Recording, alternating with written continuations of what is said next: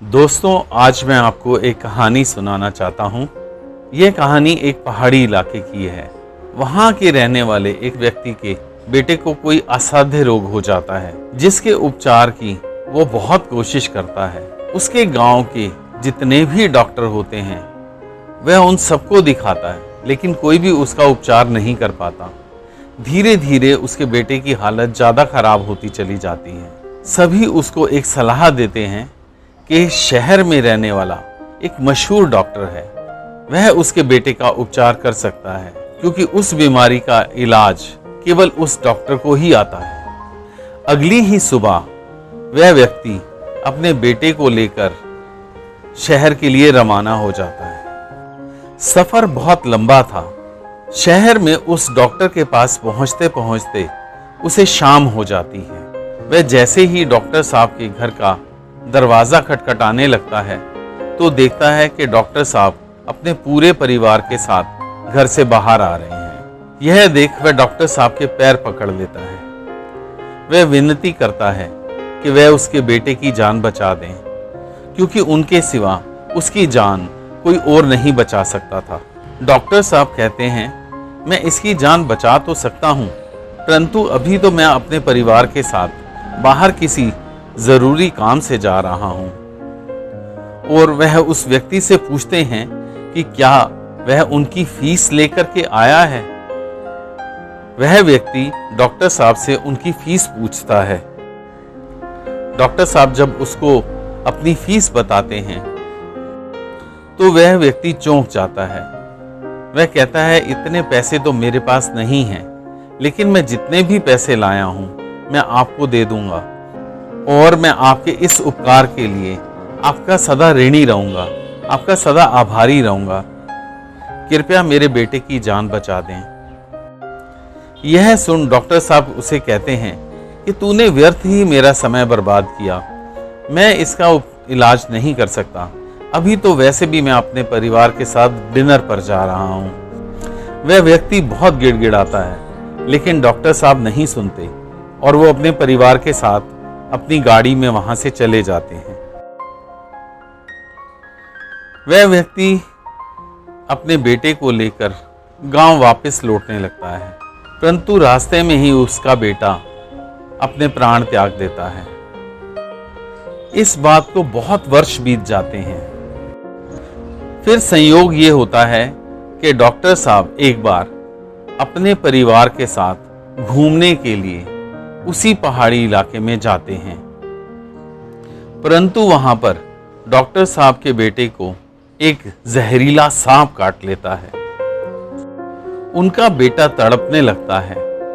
वह मदद के लिए दौड़ते हैं।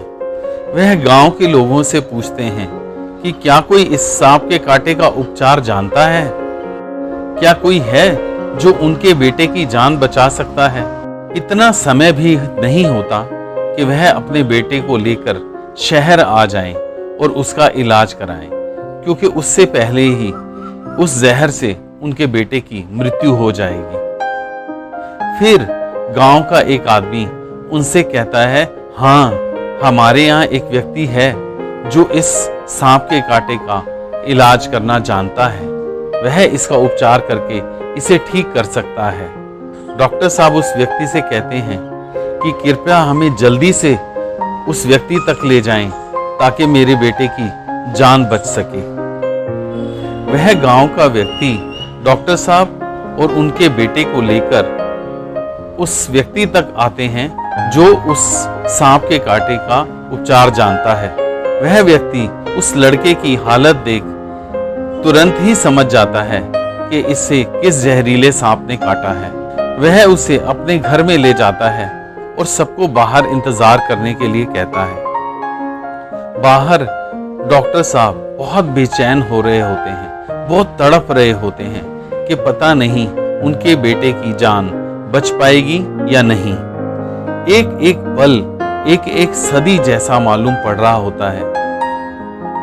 डॉक्टर साहब इधर से उधर टहलते रहते हैं। कुछ घंटों बाद वह व्यक्ति उस कमरे से बाहर आता है और मुस्कुराकर कहता है कि अब आपका बेटा ठीक है, परंतु उसे होश आने में थोड़ी देर लगेगी। उसके शरीर से सारा जहर निकाल दिया है, अब वह सुरक्षित है। यह सुन डॉक्टर साहब के आंसू आ जाते हैं। थोड़ी ही देर में उनका बेटा भी उठकर बैठ जाता है और डॉक्टर साहब का पूरा परिवार बहुत खुश होता है। डॉक्टर साहब उस व्यक्ति का धन्यवाद करते हैं और पूछते हैं कि इस उपचार के लिए उन्हें उस व्यक्ति की क्या फीस देनी है। वह व्यक्ति कहता है कि मैं यह काम किसी फीस के लिए नहीं करता, आपके बेटे की जान बच गई, यही मेरी फीस है। और वैसे भी जान बचाने की कोई फीस नहीं हुआ करती डॉक्टर साहब, अब आप जा सकते हैं। वैसे भी शहर जाते जाते तक आपको रात हो जाएगी। डॉक्टर साहब हैरान होते हैं।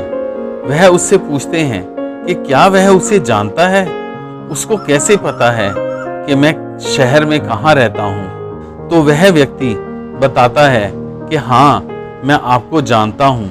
आज से 20 साल पहले मैं भी आपके पास आया था जब मेरा बेटा बीमार था, परंतु मेरा बेटा बच ना सका। आप बहुत खुश नसीब हैं कि आपके बेटे की जान बच गई। मैं इतना खुश नसीब ना था। यह सुन डॉक्टर साहब को भी सब याद आ जाता है। वह भी उस व्यक्ति को पहचान जाते हैं और वह उस व्यक्ति के पांव पकड़ के रोने लगते हैं, अपनी गलती की माफी मांगते हैं। तो वह व्यक्ति कहता है कि अब उस समय को लौटाया नहीं जा सकता, अब आप मेरे बेटे को नहीं ला सकते, इसलिए अब पछताने का भी कोई लाभ नहीं है। डॉक्टर साहब गलानी से भर जाते हैं। उनके आंसू रुकने का नाम नहीं लेते, परंतु अब वो बदल जाते हैं। उसके बाद वह ये तय करते हैं कि वह अपनी बाकी की जिंदगी लोगों की सेवा में लगाएंगे। दोस्तों, ये कहानी सुनाने का मेरा एक अभिप्राय था। इसके माध्यम से मैं कुछ निवेदन करना चाहता हूँ। जैसा कि हम सबको पता है कि इस समय कोरोना की दूसरी लहर ने बहुत लोगों को अपनी चपेट में ले रखा है। लोग दर दर भटक रहे हैं, लोग हॉस्पिटल से हॉस्पिटल भटक रहे हैं, परंतु कहीं इलाज नहीं मिल रहा, कहीं बेड नहीं है, कहीं सिलेंडर नहीं है, कहीं दवाइयाँ नहीं हैं। इस समय लोग अपने सामने अपनों की टूटती सांसें देखने के लिए मजबूर हैं, परंतु बड़े अफसोस से कहना पड़ता है कि ऐसे माहौल में भी कुछ लोग नासमझी कर रहे हैं, इसका फायदा उठाने की कोशिश कर रहे हैं। काला बाजारी हो रही है, दवाइयाँ ब्लैक में बेची जा रही हैं, आर्टिफिशियल शॉर्टेज क्रिएट हो रखी है। मैं ऐसे लोगों से जो इस तरह का काम कर रहे हैं, इस तरह की नासमझी कर रहे हैं, मैं हाथ जोड़ के रिक्वेस्ट करना चाहता हूँ कि ऐसा ना करें। ऐसा पैसा आपके परिवार को कभी भी सुख नहीं दे पाएगा। मैं जानता हूँ हमारे देश के लोग ऐसे नहीं हैं, जिन्होंने भी ऐसा किया है, किसी नासमझी में किया है, लेकिन अभी भी वक्त है कि इसे ठीक कर लो। अभी भी सहायता करने के लिए उठ जाओ। इस महामारी से कोई भी अकेला नहीं जीत पाएगा, कोई भी अकेला नहीं लड़ पाएगा। दोस्तों, यहाँ कोई भी पराया नहीं है, ये संजोग की बात है, परंतु ये हो सकता है कि किसी जन्म में वही शख्स हमारे ही परिवार का सदस्य हो। इसलिए मैं उन लोगों से जिन्होंने गलती से ऐसा काम किया है रिक्वेस्ट करता हूं कि ऐसा ना करें, मदद के लिए खड़े हों। प्रकृति अतीत को ठीक करने का मौका नहीं देती। इसलिए दोस्तों, मैं सबसे ये रिक्वेस्ट करता हूं कि इस मुश्किल घड़ी में हम अपना योगदान दें, कुछ भी जो हमसे पॉसिबल है, क्योंकि ये लड़ाई किसी एक की नहीं है, ना ही कोई अकेला इस लड़ाई से लड़ पाएगा। सरकारें भी थक चुकी हैं, उनके पास भी सुविधाएं समाप्त हो चुकी हैं, इसलिए वो भी कुछ नहीं कर पाएंगी। जब तक कि हम मिलकर इस महामारी का मुकाबला नहीं करेंगे, इस पर जीत नहीं पाई जा सकती। अगर इसमें हम अपना स्वार्थ ढूंढेंगे तो ये महामारी सब पर हावी हो जाएगी। इसलिए ये वक्त है कि हम सब मिलकर इसका सामना करें, जितना बन पाए हम अपना योगदान दें। कोई अगर धन से योगदान नहीं दे सकता तो प्रार्थना तो कर सकता है, रोज ये प्रार्थना तो की जा सकती है ना, कि इस दुनिया को इस महामारी से निजात मिले।